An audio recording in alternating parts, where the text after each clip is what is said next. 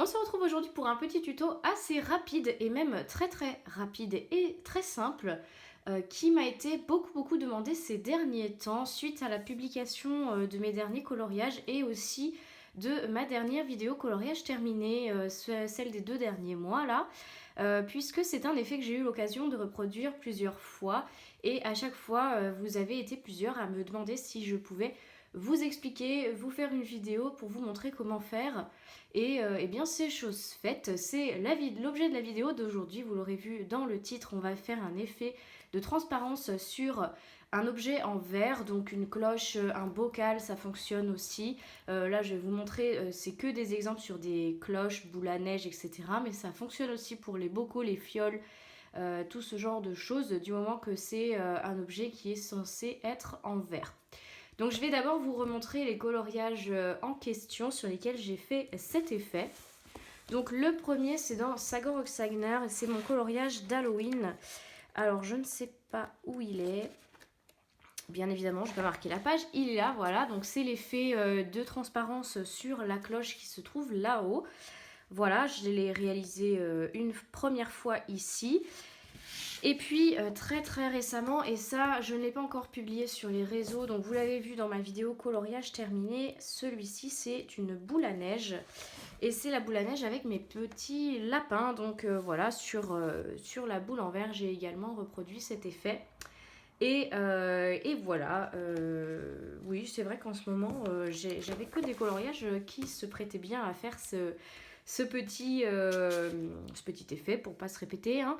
Donc voilà, vous avez apprécié et je vous en remercie et vous m'avez demandé de vous montrer, donc c'est ce qu'on va faire aujourd'hui. Alors j'ai pour cela fait un colo dans le livre Seasons de Anna Carlson et donc il est quasiment terminé, le voici.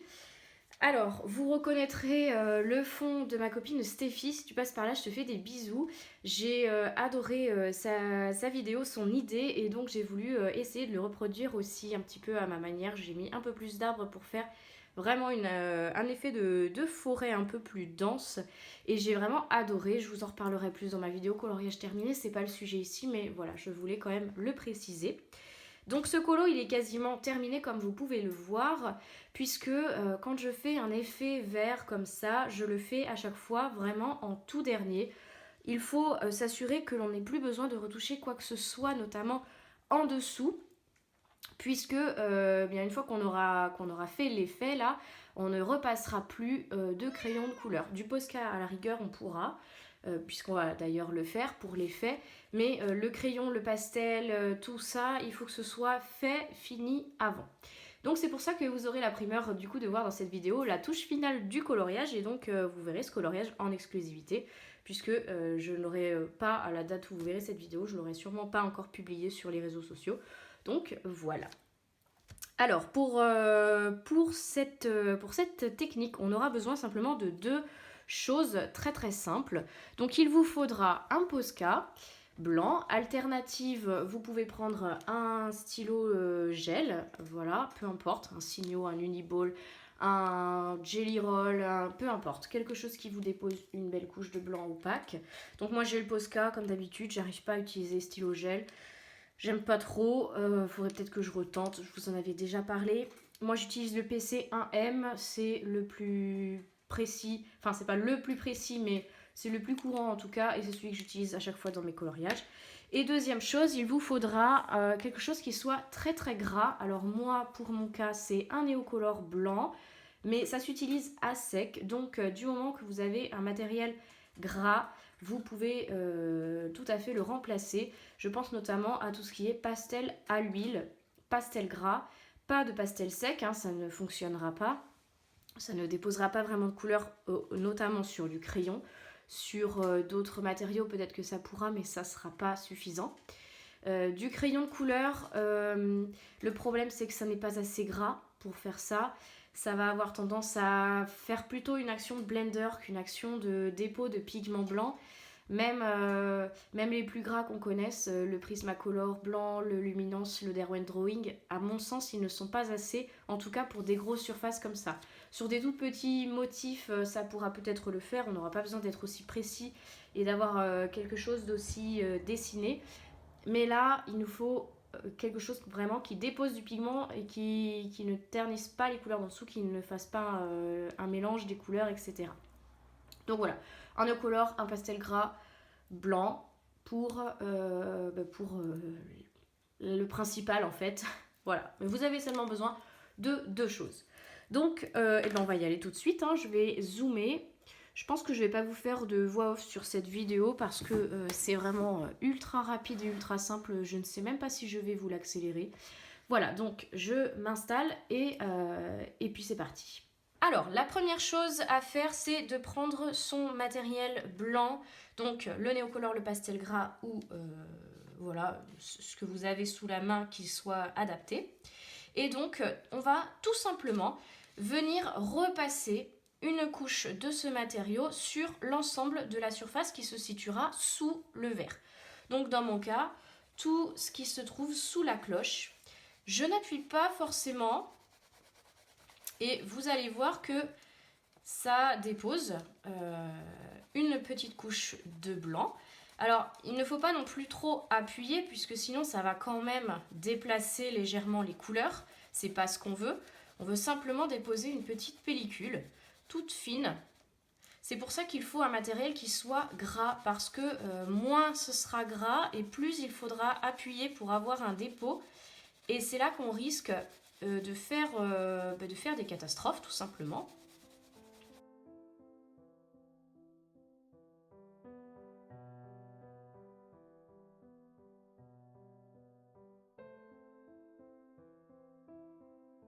Voilà, donc j'ai déjà appliqué ma couleur, vous avez vu que c'était vraiment très très rapide.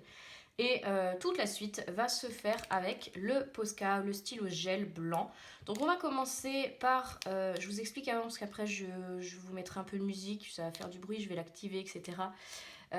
Donc je vais tout simplement venir repasser le contour de mon objet. Et puis ensuite, on viendra faire les petits détails qui montrent qu'il y a des reflets et qui vont vraiment peaufiner l'effet.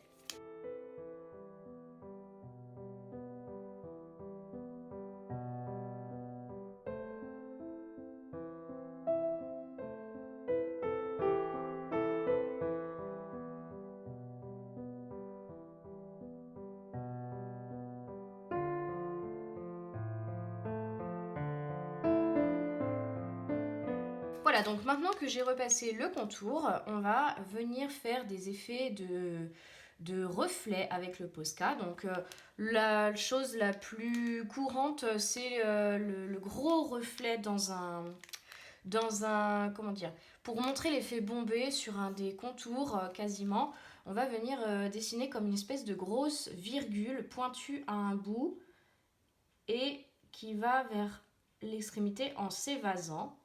Voilà, et on la remplit. J'espère que vous verrez bien, sinon je vous ferai un petit zoom au montage. Voilà.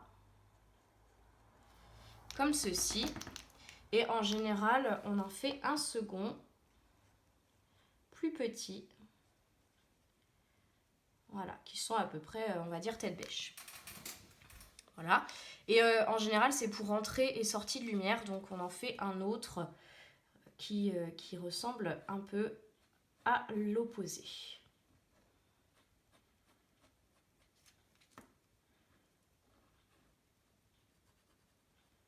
Voilà, tout simplement. Et après, ce qu'on va faire, c'est voilà, des effets de hachure vraiment légère. Je fais exprès de ne pas m'attarder sur le trait, de ne pas appuyer mon Posca, parce que je ne veux pas que ce soit un trait franc. Et donc voilà, c'est fait exprès qu'il soit léger et que ça ne recouvre pas. Voilà. Et voilà, c'est déjà terminé.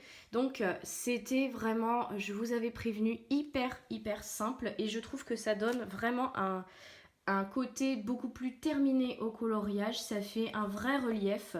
J'ai l'impression au retour que la vidéo n'est pas hyper belle. La lumière, la netteté, je sais pas trop ce qui s'est passé. J'espère que ça ira. Ne m'en voulez pas si c'est pas le cas. Voilà, j'ai fait comme j'ai pu. J'espère que ça ira. Voilà, j'espère que vous pourrez reproduire ce tuto. Je pense qu'il y a largement de quoi. Il ne faut pas beaucoup de matériel, c'est très simple, c'est très rapide. Et finalement, il y a beaucoup de coloriages dans lesquels vous pourrez le faire. Je pense notamment à quasiment tous les livres d'Anna Carlson. Elle fait beaucoup de cloches et surtout de flacons. Voilà, par exemple, là, c'est un coloriage parfait pour reprendre ce petit tuto si ça vous fait envie. Voilà, là, c'est Seasons, mais je sais que dans Magical Dawn, il y a des tonnes de fioles. Donc vous pourrez vous en donner à cœur joie. Je sais aussi que dans les livres de Emily Lidl-Oberg, il y en a beaucoup aussi. Des cloches, des bocaux, etc. Voilà, Maria Droll, je suis pas sûre. Les Disney, il y en a pas beaucoup vraiment. Mais en tout cas, sur ces deux illustratrices-là, vous avez largement de quoi faire. Et puis après, rien ne vous empêche, vous, dans un coloriage qui vous plaît, de créer autour d'un motif, une cloche ou un flacon, si vous avez envie d'agrémenter, de rendre un peu le coloriage original. Et bien voilà, ça peut faire l'objet d'un ajout. C'est vraiment hyper simple et voilà. N'hésitez pas comme d'habitude à me montrer si vous reproduisez ce tuto, à m'identifier sur Instagram pour que je puisse venir le voir et vous mettre un petit like, parce que ça me fait toujours plaisir de voir à quel point vous faites des merveilles grâce aux petites vidéos que je vous poste. Merci encore. Merci à tous pour les petits mots que vous m'envoyez quotidiennement. C'est super sympa. Surtout les petites réactions que vous avez eues suite à ma vidéo dernière où je vous expliquais un petit peu le changement de rythme sur la chaîne. Voilà, merci d'être toujours là. Merci d'être toujours plus nombreux et voilà, de toujours interagir autant avec moi. Ça me fait super plaisir. On se retrouve eh bien quand même très bientôt pour une prochaine vidéo. Et en attendant, comme d'habitude, restez connectés. Salut!